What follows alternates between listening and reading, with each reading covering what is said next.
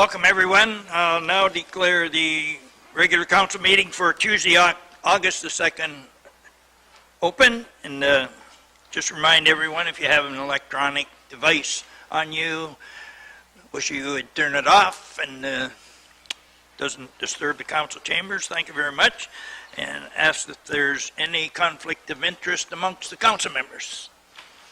No, thank you very much. Looking for the adoption of the published agenda for tonight. Councillor Vokes and Councillor Caxero with additions. Councillor Caxero.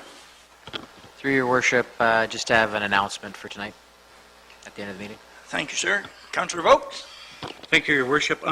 We have before us tonight Nancy Baumgarten, who is obviously a representative of QP, and I really would like to know the current status of the strike, because I think it's obviously very important to us as councillors, because the strike adversely affects our taxpayers. So I'm going to be looking for a seconder in terms of a motion to allow her to speak to us briefly tonight to update us on that current status. So I'm looking for a seconder. Do you have a seconder? Through you, your worship, I'll second the motion and allow Nancy 5 minutes to speak on it. I've got an update. I pretty well got an update just now on it, so I heard that they're going back to the table. So, yeah, I'll second that motion. Let Nancy speak for 5 minutes. Do we have a motion and a seconder? Councillor Bonnie. Point of order. I have to declare conflict on this, but also Nancy is not a representative of QP. She's a resident in Harrow, a taxpaying resident. I apologize. Yeah. But on this, I'd like to declare conflict for vote. Okay. Are we voting on this right now? We will be. Okay. Anything further to the motion? Councillor Snively. Member QP, I will still second the motion, allow her to speak for 5 minutes. Thank you. Okay, thank you. Anything further to the motion? All in favor? Motion carries. Councillor Bonnie, you can return to your chair if you wish, please. Okay. Robert Ogier has a couple of additions for us. Your worship, I have one proposed addition and one proposed deletion from tonight's agenda. The addition is bylaw 1547, which is a bylaw to authorize an extension agreement between Brian and Kristen Adams in the town of Essex. I propose to add that under agenda item 16 under bylaws for first, second, and third reading tonight. And your worship, the deletion is with respect to agenda item 16A, subsection 2, being bylaw 1541 for the bat and drain.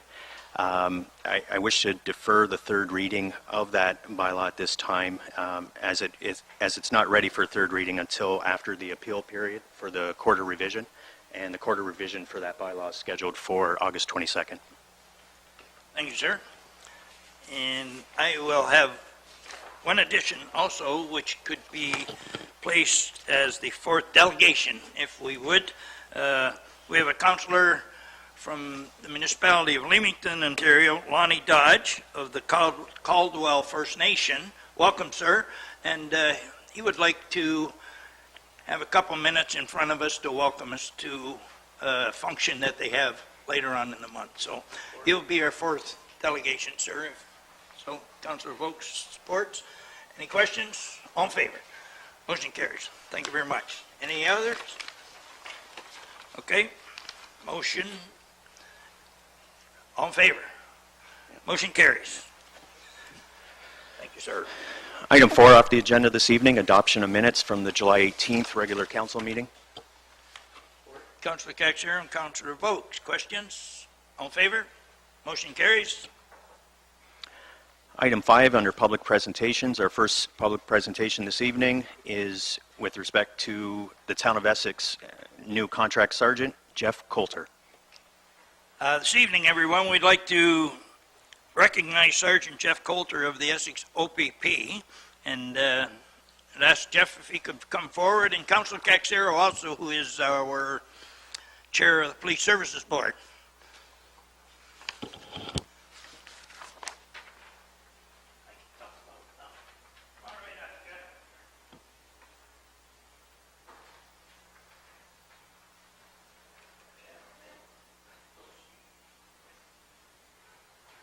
Okay, the OPP recently advised us that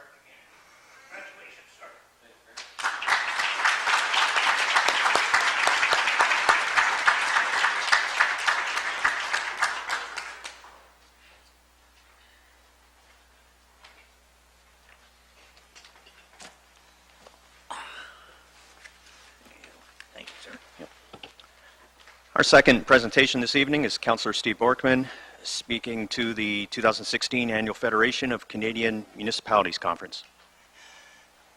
Welcome, Councillor Bjorkman. Thank you, Mr. Mayor, Council, and guests. Federation of Canadian Municipalities Conference 2016 was held in Winnipeg. The attendees this year representing Essex and the County of Essex were Mayor McDermott and Deputy Mayor Meloche. Representing the town of Essex were myself and Councillor Kixero. The conference was a great opportunity to meet and work with other municipal leaders and share stories, ideas, challenges, and potential solutions to the issues all municipalities face. Workshops ranged from asset management and sponsorship naming rights policies to ways to insource to save money and municipal broadband connectivity, which is happening now in our southern Essex County areas. There was availability for study tours which took us across the city to show examples of downtown development and rejuvenation using public art, Central Park redevelopments, heritage building conservations, and their flooding preparations. The keynote speakers there included representation of the three major federal political parties, as well as Elizabeth May of the Green Party. The commitment to continued collaboration by Prime Minister Trudeau was welcomed by delegates. FCM agrees with the Prime Minister that a new era of federal-municipal partnership needs to get underway. Mr. Trudeau said his government wants to invest in projects that will revitalize and grow our economy, as well as protect our towns and cities from the very real impacts of climate change. Workshops that we had of note, Budget 2016 and beyond, and what it means to the municipal sector. MP Vaughan headlined that and emphasized the need for his government to engage with municipal leaders to craft policy. Municipal leaders understand what is best for their communities. It's the government's job to empower municipal leaders to do their job. It's not the government's job to dictate to municipal leaders.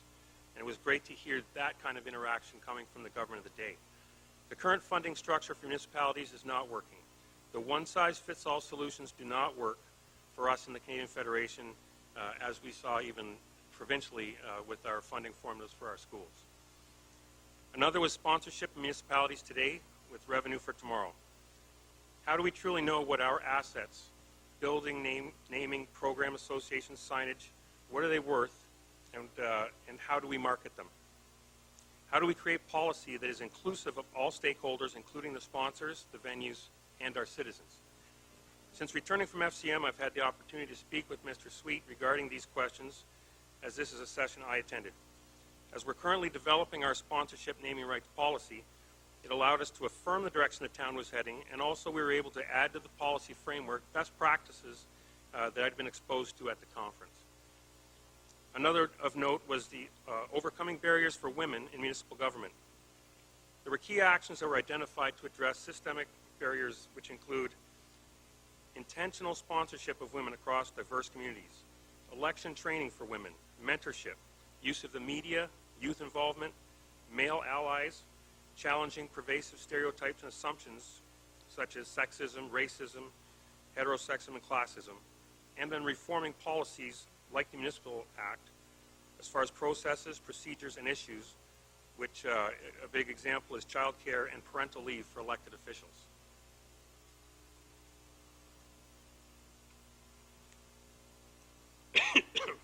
That might have been a bad idea. Another highlight of the conference was the trade show. There were 200 suppliers and vendors of everything from dust control products, recycling, special event stages, planners, emergency equipment suppliers, outdoor gym equipment, IT companies, and insurers. There was a great contingent of unions representing many diverse groups.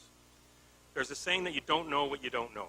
Well, I found that I still have a lot to learn when it comes to the myriad products and services that are available to our community. The takeaway from this conference is the information I learned that I've already been able to share with our administration and the way I look at some of the problems facing us. Belonging and being active with a group like FCM allows us to gather and share best practices with one another, to come together behind an issue and have a greater voice in Ottawa. As a small rural community, it can be hard to get the attention of the policymakers, but with the strength of numbers and resources, we can be heard. Thank you. Thank you, Mr. Bjorkman. Are there any questions of Councillor Bjorkman from the council members? Councillor Bondi. Thank you. I would just like to thank Councillor Bjorkman for coming forward and giving us a little brief synopsis of his FCM conference. I do want to say that I am glad FCM is promoting more women in local politics, because being one of 7 is sometimes very challenging. So I hope that our political landscape in Essex County does change and we can encourage more women to run in our next election, because I think that there is definitely value to having a female voice at the table. You know, we're not equally represented. I think actually, last time I did the math, the last election, we have a lot less women in politics in Essex County than most other regions. So really, if we need to collectively as a whole get the word out there that politics is for women as well. I think it's doable, I think it's achievable, and if anybody out there wants to, this is my second term, so I have I'm a little bit more brown, a little less green. I can certainly help, talk about what's involved, and I think it's an enjoyable career for women, for men, of course, but we want to market to get some more women here. There are certainly challenges, but we can overcome them together. And as for childcare, my council knows we just bring our babies with us here. So, I take care yeah. of the wife. I thank my colleagues for allowing me to bring my babies with me. Thank you. Anyone else? Deputy Mayor Malash. Thank you, through your worship. I just want to add, too, that a lot of times when at these events, there's an opportunity for group discussion during lunches and different opportunities that are presented where outside of even the programs that are offered themselves, where group conversations happen. And some of the conversations that I was involved in were dealt with heritage, tourism, what other communities are doing, communities larger than ours and some that are similar in size to us, as to some ideas that I feel are appropriate and may be useful here. But also different conversations about budget and where the budget's going to go, and even listening to Trudeau and Mulcair and yes, and May and Elizabeth May and so on. But just listening to their ideas of what their parties are trying to push as far as at the federal level, so that we understand better what direction maybe that we can look to try and have some additional monies to help us out here when we're talking grants.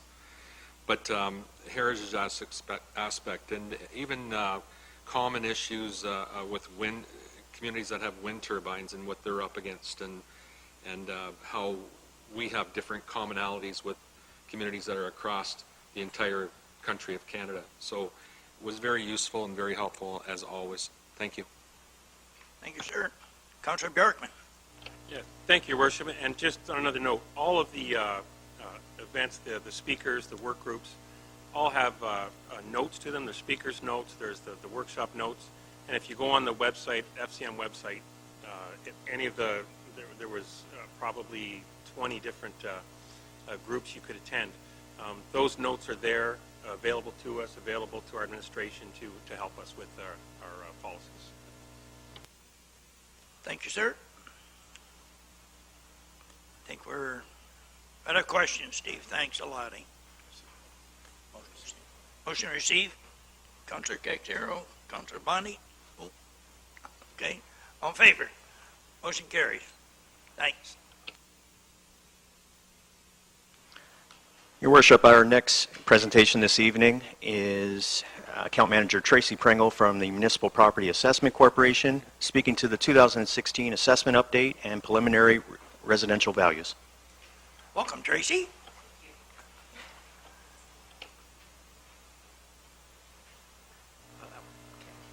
Good evening. Thank you, Your Worship, members of Council and Administration, for providing me an opportunity to address you this evening.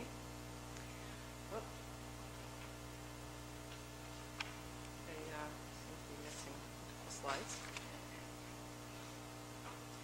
Not sure what happened there. Basically, our next 10 minutes will cover a brief overview of property assessment and taxation, the residential experience, tools for property owners, tools for municipalities, and your preliminary residential values here in the town of Essex.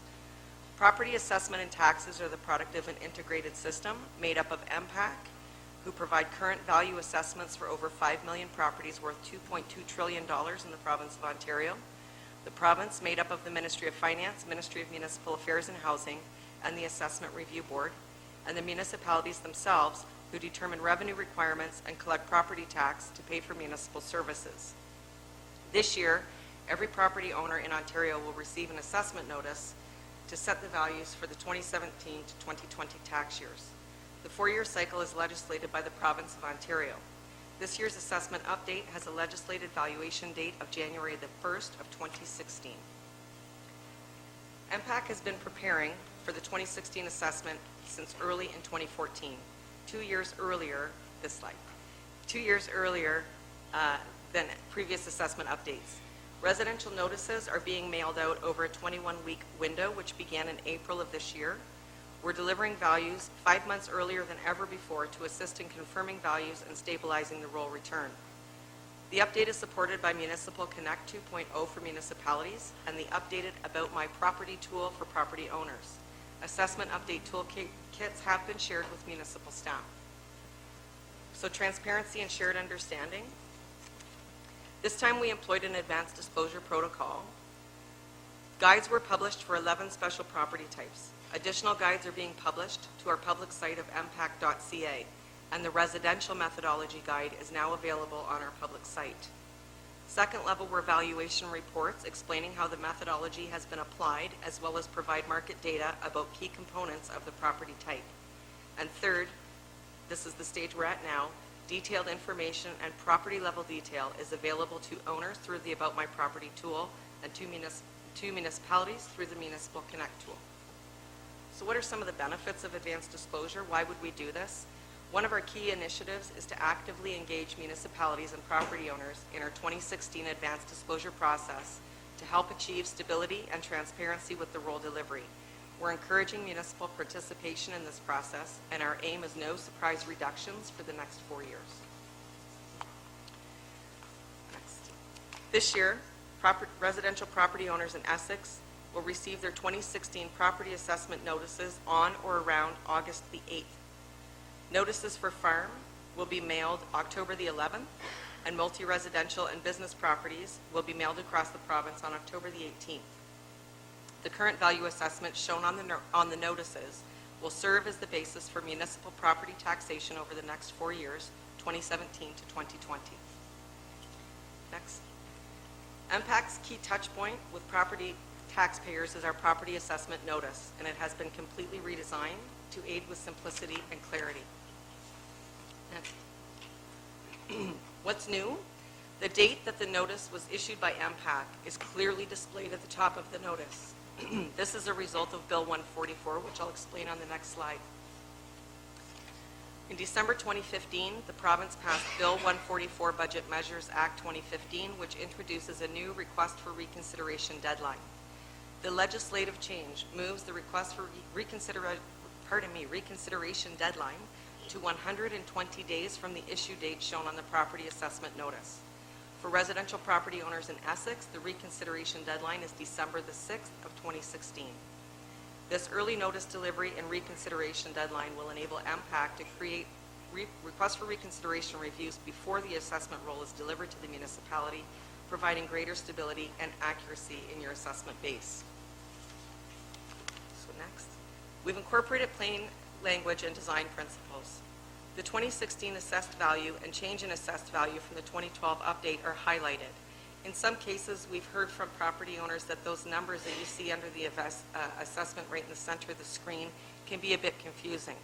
The January 1st, 2012 number is the 2012 four-year phased-in value ending at December 16th, or the 2016 destination value. The January 1st, 2016 value is the 2016 four-year phased-in value ending in 2020, or the 2020 destination value. It's clearer if we look at the next slide. This is an explanation of phased-in assessment values and request for reconsideration deadline for each taxation year of the four-year cycle. That seems to help people understand a bit more how their values are moving. Page 2 includes a simple explanation of the Ontario Property Assessment System, information on the valuation process, and the 5 key factors that affect 85% of the value of residential assessment. We're really directing our property owners to use the About My Property tool for more information on market trends, percent change by municipality, and detailed information about their own properties and other properties in their neighborhood. Next. The roles and responsibilities of MPAC, the provincial government, and municipalities are also highlighted for the property owner on the second page. So how can property owners learn more about their assessment? Next. About My Property is a secure online tool that connects property owners and MPAC aimed at improved communication and transparency for owners. Using the About My Property tool, owners can learn about market trends in their neighborhood, including residential sales prices, trends in their neighborhood and other municipalities across Ontario. They can read, save, and print copies of their property assessment notice. They can review detailed information about their property, validate their property details, and file a request for reconsideration if they disagree with the assessment. They can access basic information for up to 100 properties and detailed information for 24 comparative properties through the tool. And visitors can view market trends and residential sale prices without logging in. Next, please. Market trends are a new area on the About My Property tool and will be accessible to all users with no login required. By entering a municipality or area in the search field, users can access maps for municipalities across Ontario. I've given you an example on this next slide, and it's Barrie because the map is only available after the residential notices have been mailed. So the map for Essex will be available on August the 8th if you want to have a better look. The maps will show sales trends and percent changes in given areas. Large bubbles you see here represent a larger concentration of properties. Smaller bubbles mean fewer homes and fewer comparatives in that area. So to resolve assessment concerns, the first step we're asking property owners is to take a gut check of the value listed on the form and ask themselves, could they have sold their property for that amount on January the 1st of this year? If the answer is yes, file the form with your important papers and wait for your tax bill. If the answer is no, property owners have questions about their property assessment can visit the About My Property tool, or if they can prefer, they can contact MPAC by phone or by email. Residential property owners that disagree with their assessment can file a request for reconsideration using About My Property, mail, or fax. If an individual is not satisfied with the outcome of the request for reconsideration review, they have the option to file an appeal with the Assessment Review Board. The board does charge a $75 fee to file a residential appeal. Next. We've included our contact details so that the public make sure that they have the right numbers to be able to call, as well as municipal administration and council. We talk a bit about Municipal Connect. This is our, next slide please. This is the tool that municipalities will use to review the preliminary values for all property types in their area, starting now. It's been completely redesigned on a brand new platform, and values are made available in the system as they're ready or published. This tool is really focused on the 2016 preliminary values and will become the tool that we use for everything with municipalities by next year, 2017. We have provided a municipal toolkit to your administration, and there's no need for us to go through all of this detail at council. Administration is well versed. So we'll talk about your preliminary residential market trends, which I know is the most important thing and why people are listening. So MPAC has completed more sales investigations and data quality checks in preparation for this year's assessment than past. Across the province, we have reviewed and updated more than 2.8 million data elements, and across Zone 1, which is southwestern Ontario, we have completed 489,468 reviews. Why is this important? Because accurate data results in accurate assessment. So take a look at your trends. The market values in Essex, for example, that means sales of similar properties, are indicating that these values will return as shown on the screen. Provincially, we're seeing residential values increase year over year by about 4.5%. Essex County as a whole is experiencing an increase in value of about 3.2%, and that's year over year.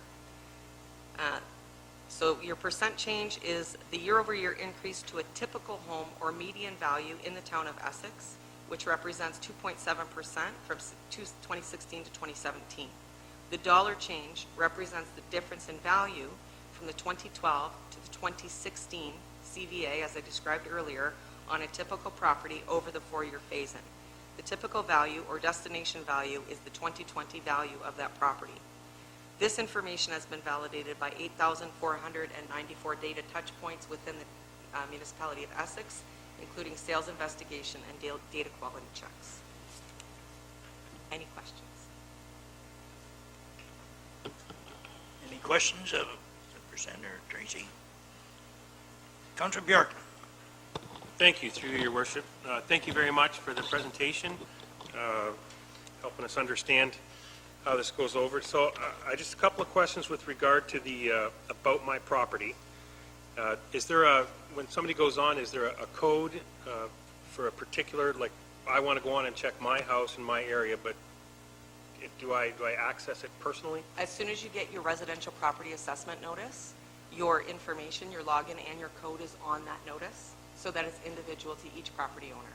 So as soon as you get your notice in the mail, you'll have those codes to be able to go in and log. Okay, and further to that, so when I'm looking up the properties around me that are like mine, I can get their assessment? Correct. That'll be available to me? Yes, sir. Okay, thank you.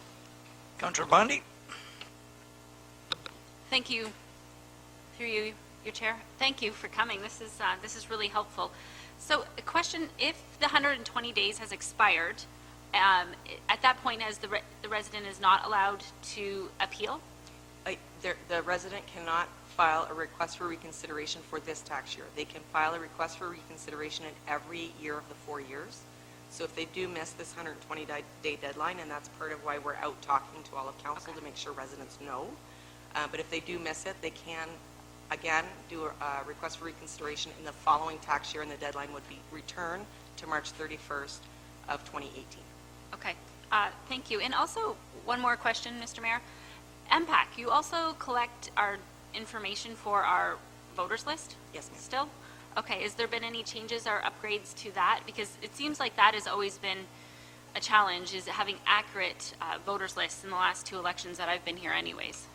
It is one of the challenges, most definitely. MPAC is working with MMAH, with Elections Ontario, with the Ministry of Finance to come up with a solution, and I understand that that will be rolled out sometime later this year or early in 17 in preparation for the next municipal election. Thank you. Councilor Vokes. Thank you. I assume you use level 2, right, to determine the value of the home? Is that the process you use? Well, it's 3 levels. So level 2 Yeah. was where we sort of gave that, what I talked about, the residential methodology guide, which Yes. is a book that explains exactly how we got to that number. The level 3 that we're at now is the actual value of the house that's been attributed from our investigations, models, and analysis. So in terms of reference, which question I've got so many times in my 14 years on council is, how does MPAC assess my home? My particular home, how would you, what tools would you use to assess it? We have information on file about the home. Yeah. That comes from inspections on the property, advisement of building permits from the municipality, for example. So that is one of the things that we want people to check when they get their property assessment notice. That will list all of the information we have about your home, whether there's a garage, a basement, a pool, a fence, all of those things. If that's incorrect, that is a good reason to give us a call and make that correct. The other thing that we do is we look at market sales and values within a specific neighborhood that is a comparison to the home that you're in. If you feel like that comparison is unfair, or your house is being compared to a home that is not equivalent to yours, again, that's another reason to pick up the phone or send us an email and ask some questions about that assessment. Now, from what I understand, when it would be, my guess would be around 2010, MPAC reduced their workforce by 800 workers across Ontario, and then they went to a Google Map process to view a home by Google Map instead of an actual curbside inspection. Were you with MPAC at that time? No, sir, I wasn't. Okay. Yeah, that's what they did, by the way. I don't know how much that matters, but, and the last question to you, if I could, was, do you know the percentages of appeals in Essex, which is very important to us, last year to MPAC? I don't have those numbers in front of me, Councillor Vokes, but what I will do is I will get those numbers through administration and ask them to provide those for you. I can give you the number of requests for reconsiderations that were filed what the outcome of those Yeah. were, how many had a value change, as Yes. well as your appeals. Yeah, that would be, I really would like to know what. On the residential side, I can. On the commercial and industrial side, some of those appeals are still outstanding. So I Yeah. won't have complete data, but we will make sure that administration gets that information. Yeah, I appreciate that, because the reason I say that, because assuming the number's low, it's always, it always enhances your discussions with somebody when they're a little concerned about what they're being taxed, to say, well, just so you know, the percentage last year on appeal was whatever it may be, and hoping that that number's relatively low. So, okay, thank you very much. My pleasure. Councillor Caxero? Through your worship. So if a person requests reassessment, and let's say it's granted, let's say there's a reduction. Because the complaints that I've always heard are, even if you win that, the following year it just goes right back up to what it would have been. How, based on the slide presentation, it looks as though the assessment's being done for 17 to 20. Correct. But it could step up each of the years. So if in the first year you ask for a reassessment and you're granted some sort of a reduction, let's say a $10,000 reduction, how does that affect the second and third and fourth year? Are those then reduced by that 10,000, or would the second year your assessment just go right into that second year value? If a home was reassessed and off of the base, the CVA, we took $10,000, but the phase-in, which is legislated, happens over 4 years at a percent, that percent would apply to the new base value. The 10,000 doesn't just go right back on the second year. If Okay. they've won a reduction in the base, they've won a reduction in the base. It doesn't preclude them from having increases on the base if the price has gone up. Does that make sense? It does. Further to that then, so then in the fourth year, would they still see the same value? I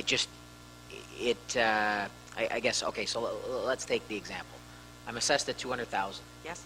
And that's in 2017. And then 210, 220, 230. So I ask for reassessment. I gain a $10,000 reduction. So instead of being assessed at 200,000 in 17, I'm being assessed at 190. Now, in 220, am I still going to be assessed at that 230, and it's just going to be spread out over the 3 years versus the 4 years?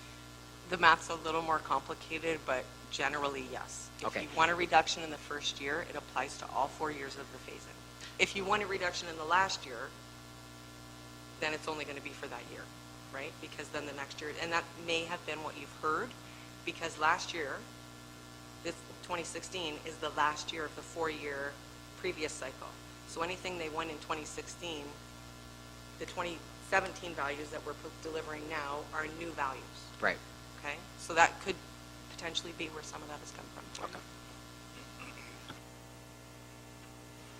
Anyone else? Councillor Bjorkman?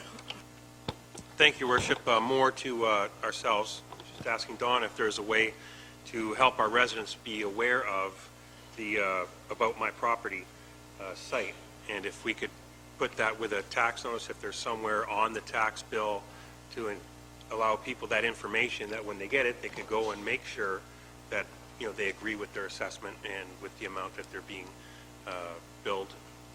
So through Dawn, I was just asking if we could do something like that. And then the other thing we can do is put it on our website. I think it's important to get that information out. They've got until December if they disagree, and a lot of people won't know what to do. They'll just get it and think, well, this is what I have, this is what I have to pay. Give them that tool, that opportunity to use it. Good, thank you. If I may, there are resources within the assessment toolkit, and I can most certainly follow up with administration following the meeting to point those out. There are some scripted things that you can put on your website, links to go through to the About My Property, things that we can provide to put in your tax notices and your bills if you choose, so I can follow up with that after. Anything further? Motion received. Deputy Mayor Meloche, Councillor Snively, any questions? All in favor? Thank you very much, Tracy. Thank you, Your Worship. Your Worship, our next delegate or presenter this evening is resident Nancy Baumgartner speaking to the labor matter between CUPE and the County of Essex. Welcome, young lady. Like they said, you have up to 5 minutes. Thanks. Thank you, Your Worship, and members of council for allowing me to speak tonight. I am not a member of CUPE, but sometimes I'm about in the Harrow Library as much as a member of CUPE might be. I know the librarians are very used to seeing me there. I live a block from the Harrow Library, so I am in there all the time. So this is something I'm very passionate about. I've been a book addict all my life. When I was at school at SS number 2 in Colchester, and you can tell my age by that, one of the highlights of the week was the arrival of the Essex County Library bookmobile. We didn't have a car at that time, so we couldn't just drive to the library. I mean, we had a car, but my dad was at work in it, so it wasn't like we could just jump in the car and go to the library. And that's still true of a lot of people today. If you remember, back a few years ago, there were proposals to close the smaller libraries, consolidate with the big libraries, so more services with the electronic books and that kind of thing would be available. And there was a huge public outcry about that because there are children and seniors who don't have access to transportation to get to the bigger libraries, and they need their libraries. And from my experience as a kid, I know about that because I was always reading somewhere. My father had to come and find me to get me out of the book. So I know how important libraries are to our communities. And I was very angry this summer when I found out that the summer reading clubs for children would have to be canceled because literacy is so important to our communities. Does anyone here want a world where our children only get their information off of the internet? And it's not true that nobody reads anymore. As attested by how busy our libraries are, many people read. Children need to read, seniors need to read, and again, I am now in that group. I'm not retired yet, but when I do retire, I want the Harrow Library there because I'll probably be there every couple of days. So it's very important for seniors, it's very important for children. There are a lot of people in our community, also for those who don't have cars, don't have transportation. And every time I go in there, there are people on the computers there. So there are obviously still members of our community that don't have computers. Libraries are a hub of our community. They're one of the gathering places. I see lots of people in there that I wouldn't even expect to be in the libraries. So they're very important to our communities. I've actually been out walking the picket line a little bit with the CUPE members here because of the importance of the libraries to us. So I'm really happy to know, I believe it was said that they are getting back to the bargaining table with the library board. And I'm really happy about that. And to switch my topic around a little bit, I really hope that the bargaining is going to be in better faith than it has been so far.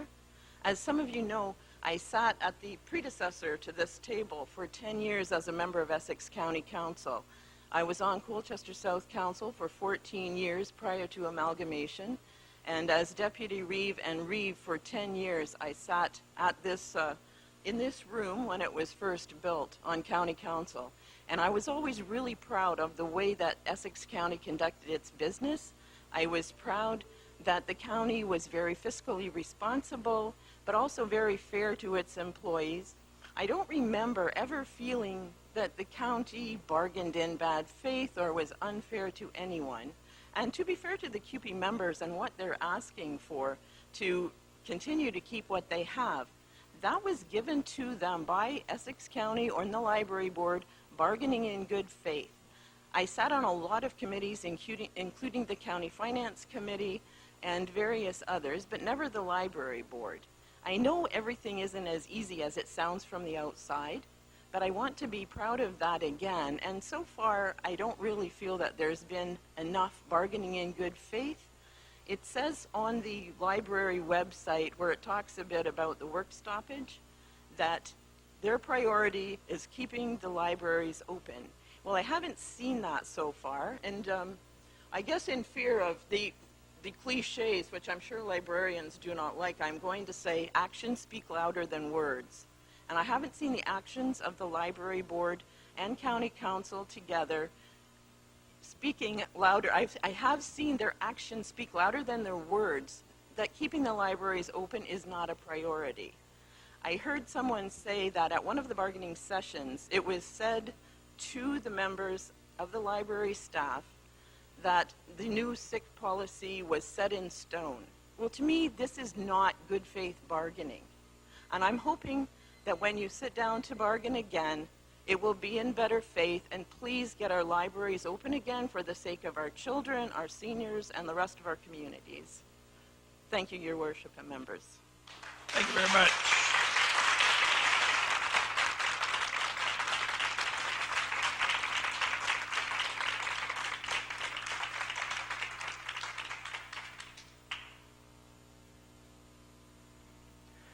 Our last delegation or presenter this evening, I'm sorry?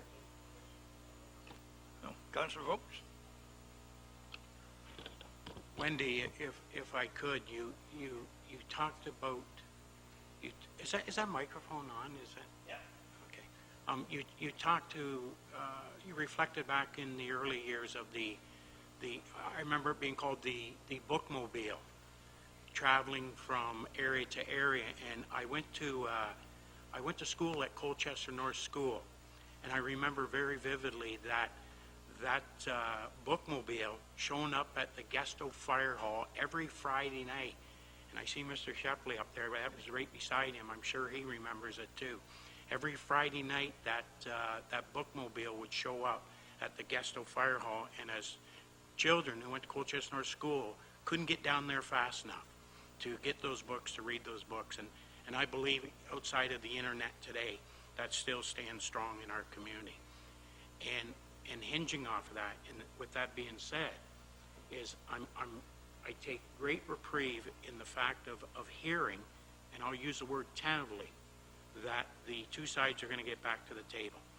And the reason I say that is because it would have been my request tonight at council, and asking to stretch the olive branch to other councils. The reality is, as taxpayers, and just looking at myself, I'm going to take myself out of this council chair, and I'm just going to make myself a taxpayer like everybody else in the room. And the reality is the strike is burdening me to pay for a service that I don't have. So my request would have been to the town of Essex to apply a formula that would have talked to the strike and how much it's costing me as a taxpayer independently to pay for a service that's not actively there. And I would ask that be reimbursed or levied to me back onto the taxes. And I don't care if it's $1, $3, $10, or $1,000. It's my money and no service provided. So anyways, with that being said, I got great appreciation for your words tonight. Your experience, previous experience in council certainly reflects in your words today, and it was a great honor to listen to you, and I appreciate everything you said. Thank you. Thank you. And I'm sorry, Your Worship, if I could just add, I forgot to do that part. I was here to ask that both this council, as the town of Essex, as my council, please request that that they get back to the bargaining table and solve this and get the libraries open, and to those of you who sit on county council and the library board to do the same, to please think about what you're doing and get this back to the table, especially now that now we know that the whole batch of employees of the county after the binding arbitration are not going to be included in this plan. Please give some reconsideration to what you're asking of the rest of your employees. Thank you very much.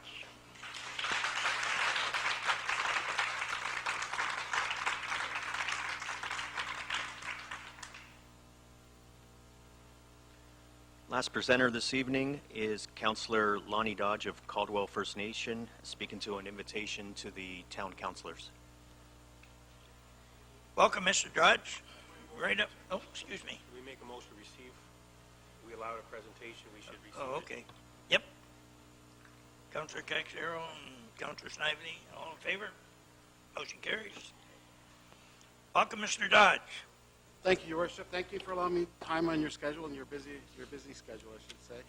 And it's a pleasure to be here.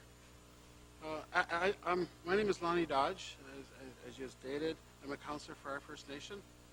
And my other role is organizer of the powwow this year of in August 12th and 13th, 2016. And as it's, why it was really started is because we're actually rejuvenating the land back into our own name again. And we're looking forward to having a big celebration.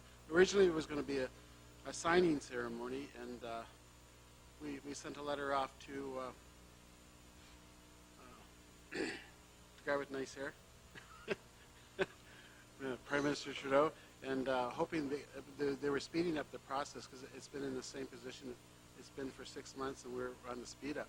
So we were hoping to have this done and have him come and do some talks and sign the land back over to us, and that was our dream, right? And that was our dream, but it just because of things move slowly, that's fine, but that's still okay. That could be next year. And what I'm really here for too also is to, because it's a big powwow celebration also still, so there'll be lots of drummers, and there'll be lots of dancing in full regalia. And part of the dancing committee, what our lead consultant, I guess you would call it, the head announcer, ring announcer, Jason Goodstriker, came up with the idea that maybe for this year that we should, because it's our first powwow, to invite the communities locally to participate, and by way of being a celebrity judge. So, and that's why I'm here, is to invite every councillor and your worship also, if you would like, to come and be one of our celebrity judges during that competition.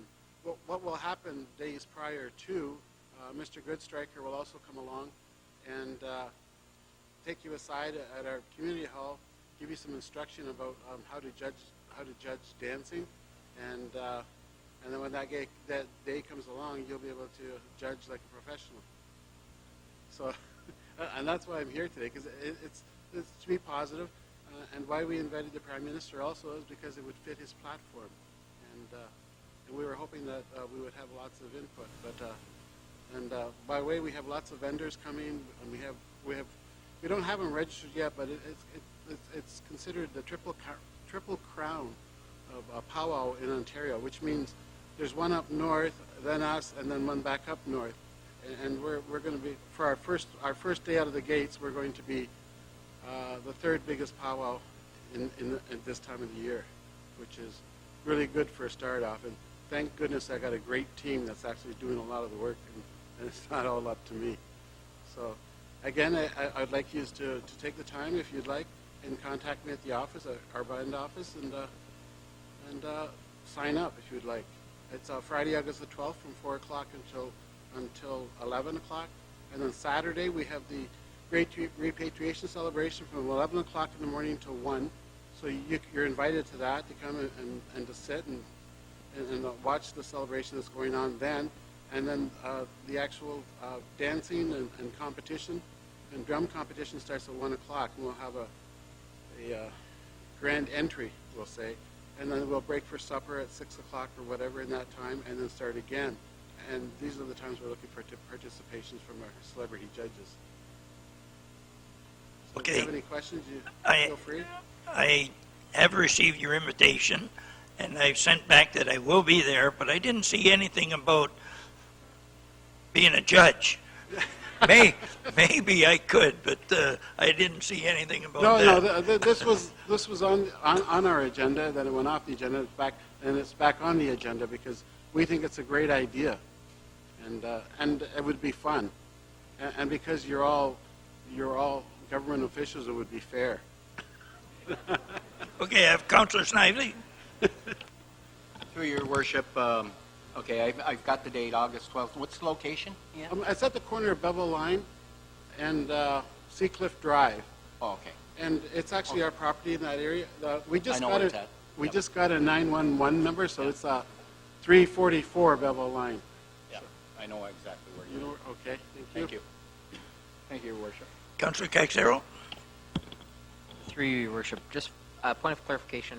So Friday is when the judging's happening, or is it Saturday?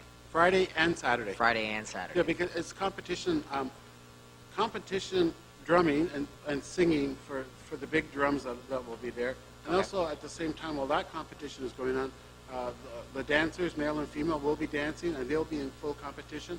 What you'll be trained for is the dancing and the for the dancing part of it in the full regalia, right? And that's the fun part of it. It's amazing. We have one dance. It's my favorite dance that I like in the whole world, and it's called the smoke dance. And it's really fancy footwork dancing. Yeah, they look like martial artists when they're moving around the floor, nice and smooth. I have a question, sir. Would this be the same group that was in Colchester, gee, I don't know how long ago, 4, 5, 6 years ago? There were a group, No, sir. dancers, No, it's I different mean, ones, there okay. could be people that well, actually, why we're billed the third largest in Ontario right now is because people, it's powwow celebrations happen all summer long, and so they go, all the dancers and the drummers go all across. What we have billed here is what we'd like to call is the superstars of powwow. So and they come with the following. So we're hoping to have maybe 3,000 people as an audience, along with maybe 300 dancers and maybe another 40 drums. So Anything further? Okay. Motion received. Councillor Caxero and Councillor Bjorkman. Questions? All in favor? Thank you. Thank you, sir. thank you, and I'll see you all at the powwow. Okay. And could you hit that purple button? That'll shut your mic off for us. Thank Right on top. Thank you very much, sir. Have a great night. Item 7 on the agenda, reports from administration. 7A, corporate services, clerk's verbal report on the closed council meeting held earlier this evening. Earlier this evening at 4:30, council moved into closed session to consider business as permitted to do so under Section 239 of the Municipal Act. As a result of that closed session, I can report the following, that discussion ensued and direction was provided to administration in regards to not accepting a current proposal to operate a town-owned facility, namely the Colchester Harbor Restaurant facility, and further direction was provided to administration with respect to the future use of the said property by the town. And that's my report, Your Worship. Thank you very much. Received by Councillor Bonnie. Councillor Bjorkman, questions? All in favor of the motion? Motion carries.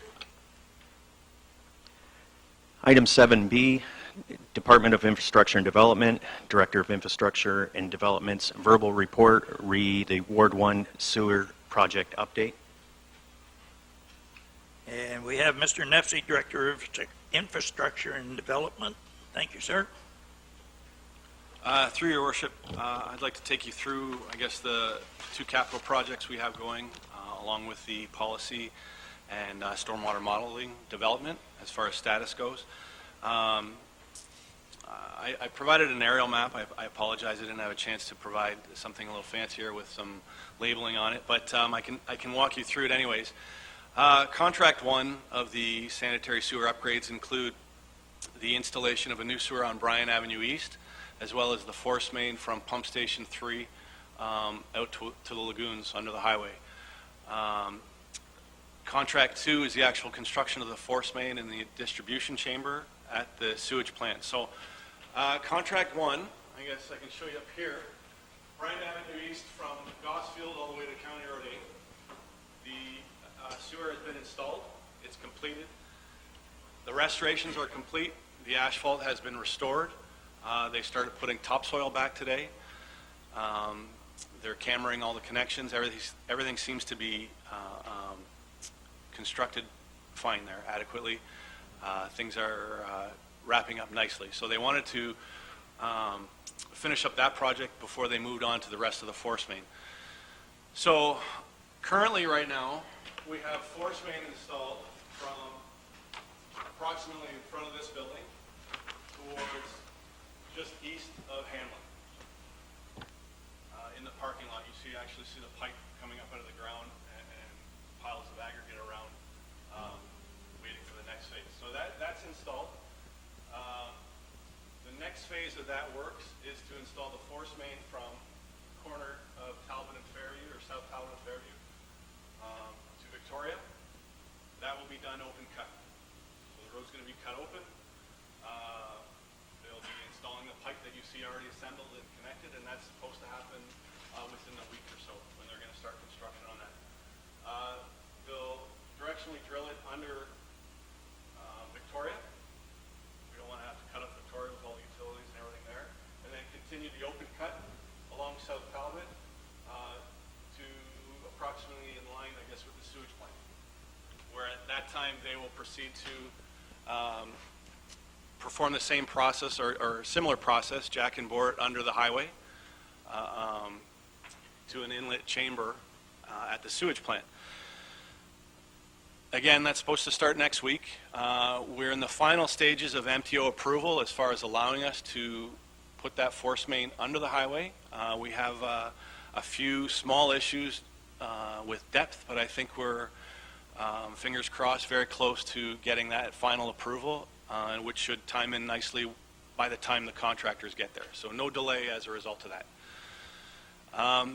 Contract 2 of the works is the installation of the actual pump station by the ball diamonds and the inlet distribution chamber, as well as the preparation of the lagoons to be able to remain as storage. That's where we're pumping to ultimately. So you've probably noticed that the sheet piling that was erected 40 feet in the air as of a couple weeks ago is now gone. So they've driven that sheet piling into the ground, and they've begun excavation utilizing that sheet piling as a protective housing so that they can dig straight down as opposed to a large open cut hole there.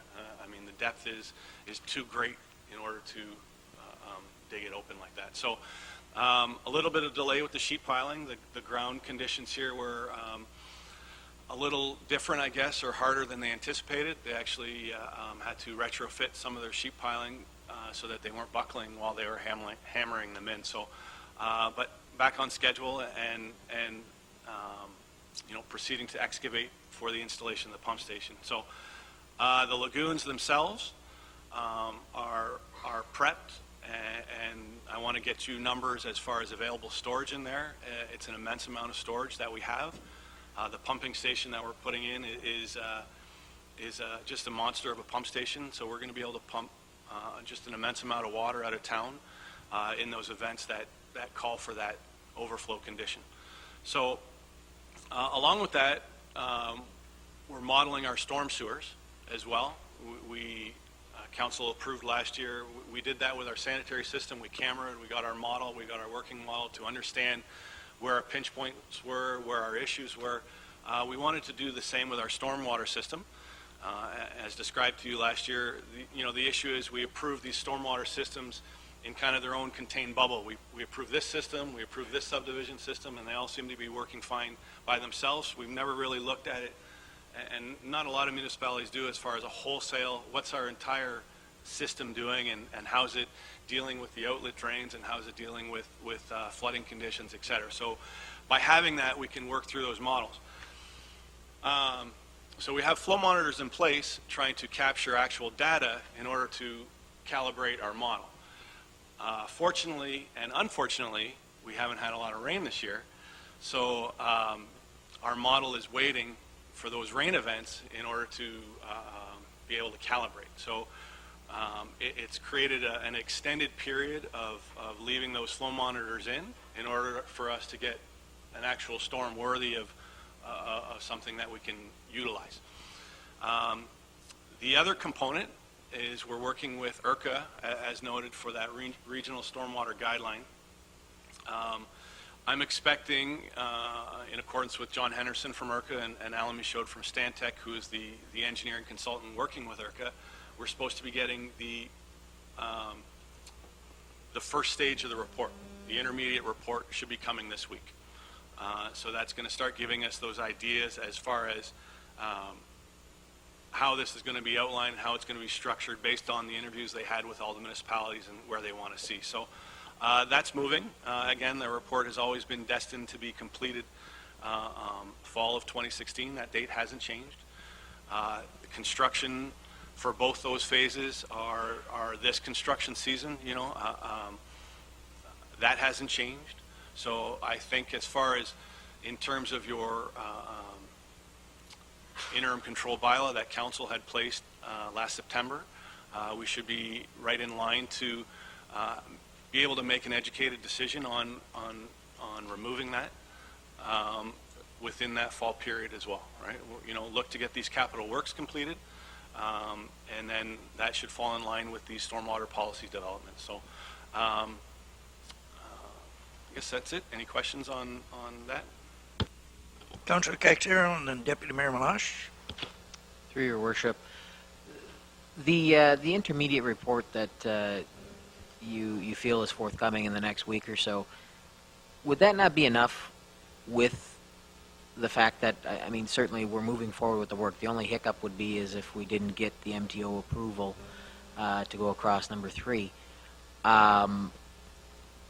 Wouldn't the intermediate report provide enough, I guess, info or move forward to be able to say that, yeah, we're in a position we can lift the interim control bylaw? Through your worship, a couple things on that, and a couple things I think on the MTO crossing. I just want to expand on how we got where we were with the MTO crossing. We had originally located the force main, I guess, a little more southerly than it is now, the most direct path to get to the sewage plant.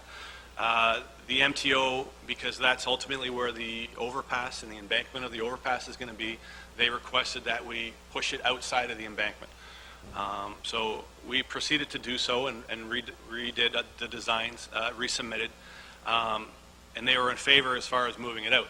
I mean, that was a cost to the town, and ultimately in design and construction, ultimately, that will be a cost to the sanitary sewer users. Right now, the issue is depth, as far as depth of the force main. So we're at a tipping point with the depth where the MTO is pushing us a little deeper than we want to go. If I go any deeper, then I have to look at potentially installing air release chambers, because my head losses might now, you know, it's going to create that depth where I'm going to have air accumulate. Now I've got this operational maintenance, mechanical equipment that I don't want. So I'm really pushing strongly back to the MTO as far as I don't want to go any deeper. I don't want to have anything other than the pump station that I have to rely upon or maintain in the future, because that's a cost, a life cost that these residents are going to, you know, feel. So we've already moved it. We've lowered it a little bit for you, and I'm kind of putting my foot in the, drawing my line in the sand, saying this is kind of my max. I can't go any more. So I guess ultimately, if I get an answer back where I have to go more, that's where I may be relying on, you know, the body of council here to start applying pressure on another avenue, right? So that's with respect to that. As far as the regional guideline report, the interim report, I'm not sure what to expect. I've heard as little as potentially a table of contents and speaking points on the subjects, because they're trying to frame it. They really don't know. I think ultimately, when we start looking at individual developments, you know, come September, once we have these capital works in place, you know, whatever changes council is going to make in the future as far as development goes, some of the developments that we have in place already have their existing stormwater system. What are we going to do to ask them? You know, you look at Chicana, you look at, you know, there's the storm sewer it's tying to. You know, there are some other ones where, okay, we can have them modify their pond for their next phase, or we can have them, you know, a new development say this is what we want. But some of the ones that are already in place, I think it's going to be difficult to impose a lot of changes to what they already have. So there might be some case-by-casing, I guess, come September is the best way I can put it now. But we'll see. Let's get these capital works finished, I think, ultimately, and then move on with the policy and the other side of things. So does that help? Did it, Bill? Thank you. Deputy Mayor Malash and then Councillor Vokes. Through you, Your Worship, to Mr. Nepsey. So I know that we've made several improvements to our sewage system to combat some of the water, because there was a overflow into the sewage system from the stormwater system. But there were some areas that had stormwater problems. One of them were the Gallows subdivision, where they had stormwater retention issues, I believe. Not sure what the end result was as far as that goes. Maybe you can bring me up to date on that, but just before you jump in. So what I'm asking is, are there some remedial avenues that we have to address before we get to lifting the interim control bylaw in regard to stormwater management? And maybe you can talk a little bit about where we're going with the stormwater side of it. Thank you. Mr. Nepsey? Through your worship. As far as Gallus goes, they had some stormwater management flooding, or storm sewer flooding, but they also had predominantly sanitary flooding, so similar issues to the rest of the municipality goes. As far as the pond not functioning, it was functioning the way it was designed to function on those large events. But that doesn't mean it was able to handle those events we had. Similar to the other ponds in town that were, or the other ponds in town that were, they were flooded in at peak. So there were really no issues that we saw with respect to the functionality of the pond, other than the overwhelming amount of rain and the fact that that pond wasn't designed to handle that amount of rain. We're definitely looking at the entire system, though. We're cameraing the storm sewer system. We're looking at sizing and where things are flowing. As you noted, we've done remedial improvements to the sanitary system, anything that we found or see, and similar will be done to the storm. If we see issues where things are caving in or things are not functioning properly, we'll definitely get in there and do maintenance on them. But ultimately, that will come more out of the modeling, I guess, to really see that if there's a system function, is there a pinch point that's causing certain areas to flood more than others? We've dealt with some residential flooding as far as through the stormwater, and a lot of the stormwater flooding, everyone's got a check valve on your sump pump, and ultimately the only water that's coming to your sump pump is from the under drains surrounding your house that are buried in 8 feet of clay. So how is that water getting into those under drains, into your sump pump? A lot of people are saying, I've got 2-3 pumps in there. Well, where's the water coming from? Ultimately, it can only enter through the ground through those under drains. Regardless if the road's flooded or not, that water can only come through the ground into those under drains. So we deal with them on a case by case, and we've dealt with a few and improved their situations based on what we found out there.